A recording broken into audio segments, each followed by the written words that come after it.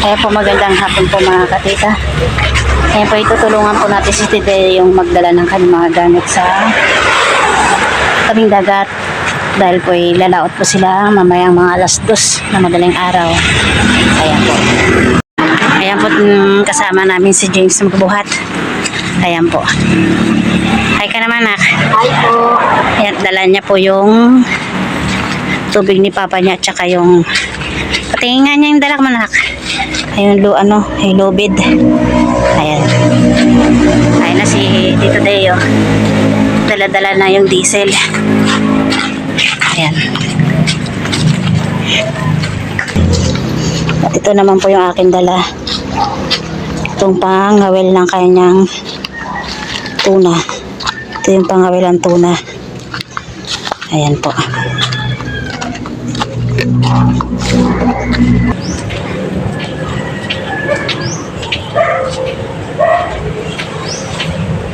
Nabigat po sa kanya, di ba pa? At nandito na kami. Sayang. Saan? Wala. No, may pagkakang GPS. Kaya na po. At yan po at yan po sinasalin na po ni Tito Dayo yung diesel dito sa kanyang lagayan. Ayan po. Antayin ko yung hilo. Yan po si James. Panahon? Ayan po, nandito na po yung lahat ng gamit ni Tito Deo. Yung pangkawel niya. Ayan po, ito yung pong ibon-ibon. Ano ba nahuli nito, Han? Yellow pin. Yellow pin. Yellow pin po yung nahuhuli nitong ibon-ibon na gawa ni Tito Deo. Ayan. At ito naman po ay tuna. Ito po yung yellow pin din. Nakakahuli din po pala nito ng yellow pin. Ito po yung ginawa niya kahapon. Itong maraming kawil na to, anong pang ano to? Daming kawil. Ayan po. Ilang piraso ba to? 60. Ayan po yung ginawa niya kahapon. Bali 60 piraso na kawil. Ayan po yan. Bali pero pa ritong aray ko. Isa pang ganun. Ito 30 to. Ito 60. Yan. Ito pala ay 30 pirasong kawil malalaki. Ayan. Bago ka makalaot magagastusan ka talaga. Bawat laot ipalit. Di ba? Bawat laot ba palit nito? Nakasot. Hinihintay na lang po yung Anong guma dito kayo na? yellow. At dito naman po hinihintay lang po ni Tito Dayo yung yellow. Para mamayang alas 2 pupunta na siya rito sa tabing dagat. Tapos lalaot sila ay mga alas 3 po ng umaga. Ayan po. Tahimik pa. Bali, hindi daw po na sila makakapusit dahil po mamaya, bukas daw po ng hapon malakas na. Bali, bukas po ng tanghali ang dating nila dito. Yan.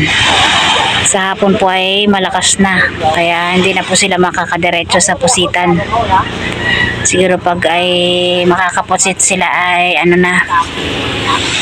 hindi na malakas. Ayan po. Kaya po't pauwi na muna kami ni James. Maiiwan po si Tito Deo at hintay niya yung yelo. Ayan po't puno ng bangka dito. Kanina po ilang piraso lang yung bangka. Sila ay nangurikan. Ayan po't uwi muna kami. Bukas na po ulit. The next day. Tita, yan po, natin kaibigan natin si Richie kumakain. Kunti pa lang yung nahuli natin, daming bangka dito. Ha? Oh, maraming bangka dito. Tingnan natin si Jerome. Yan. Maraming bangka. Kunti pa lang yung ating nahuli. Yan, mga 10 kilo pa lang. Yan, mga 10 kilo, mga hilupin. Yan, mga katito at tita. Bira dawin yung pahay natin.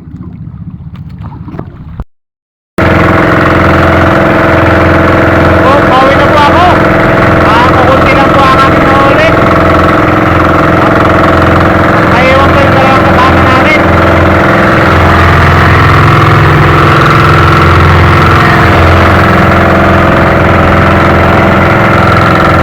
Malayo-layo ka na, siguro mga 14 miles pa. Sabi, mula dito, sabi.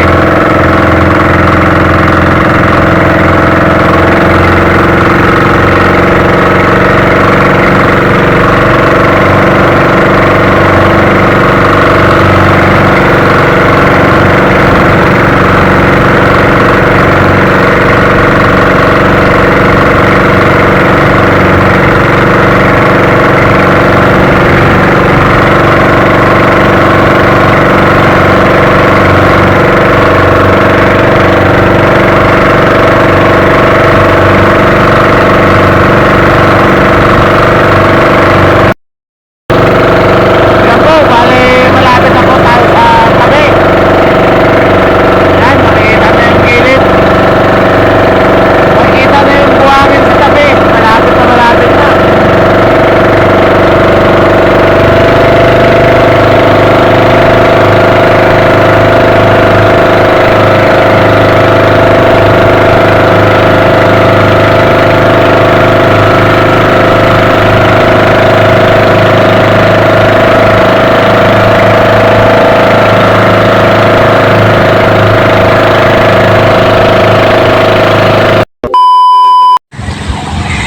Ayan po't magandang tanghali po mga katita.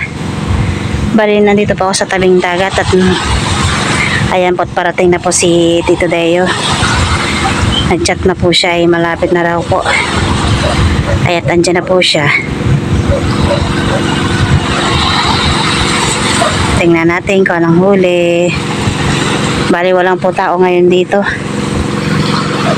Paghihintay na naman magsasampa ng bangka. Ayan po na siya. Ayan na po si Tito Deo. Ayan po at sobrang init.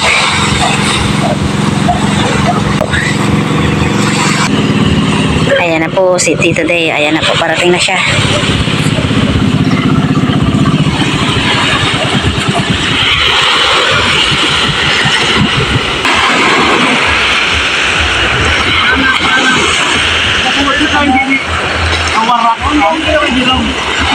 Ayan po. At ang dami na nang punta rito mga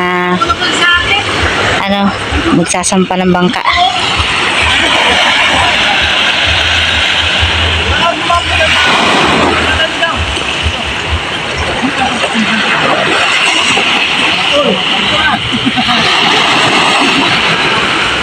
Ayaw mo maging kamukha ba?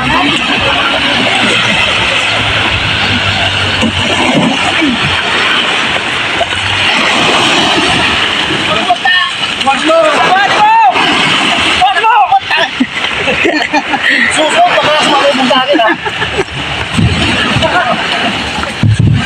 Hindi ka nagpubuhat ha? Oo. Kaya ka nang kita. Yan po yung huli ni Tito Deo. Surumpol oh. Hindi na natin oh. Dami-dami yan. Lugi-lugi ko. Ay, pati kong kunom nyo. Tulungan mo. Isa, lugi. Putos-putos niya. Oo. Sila nga. Many unbearable hours later. Ayan po mga katitay, magandang hapon po sa inyong lahat.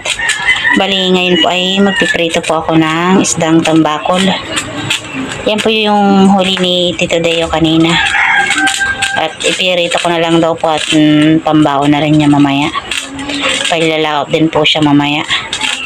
Ayan po. Kaya magpiprito na ng isdang tambakol. Ayan. Bali dito po ay nagpainit na rin po ako ng ng kawali. Lalagyan natin ng mantika. Ayan. Ayan pa tayo magpiprito na. Ayan. Yan po ay paborito rin po ni James. Prito lang. Itong tambakol.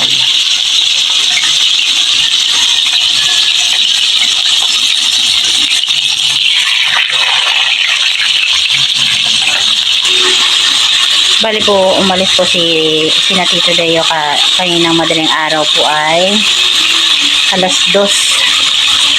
Ayan po. Ayan, pati sunod natin itong mga ulo.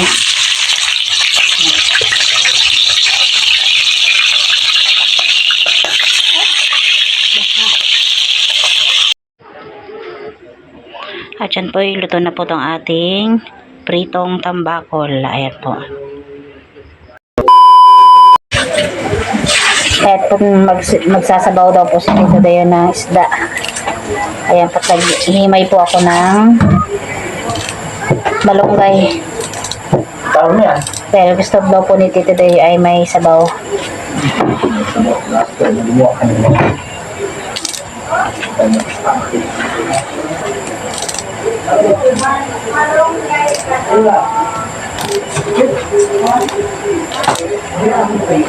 Maganda po talaga may tanim sa likod bahay na gulay para kung kahit gabi na pwede ka lang mamitas.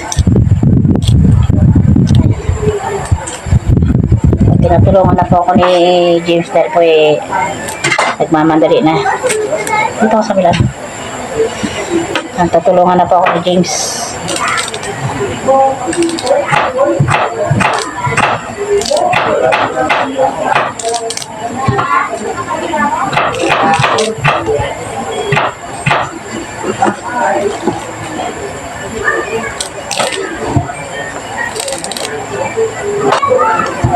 Nalagyan po ni Tito yung sabaw yung prinito ko kaninang tambakol.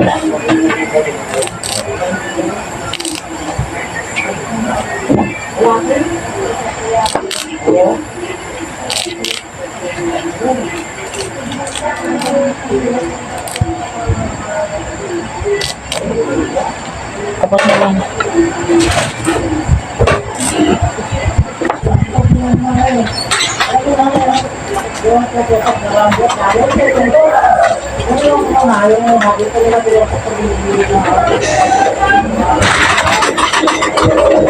Bali po nakalagay na po dito yung isdang prinito ko kanina.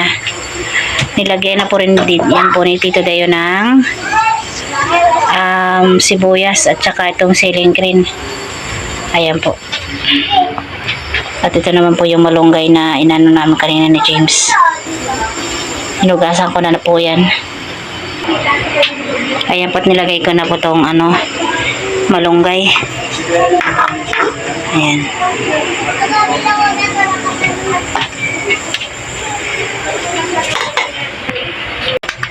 At lalagay ni Tito Deo ng patis.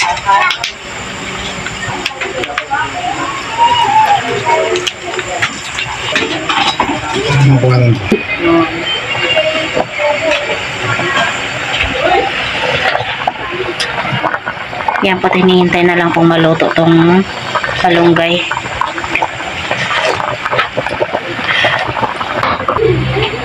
Luto na po tong ating sinabawang tambakol na may malunggay.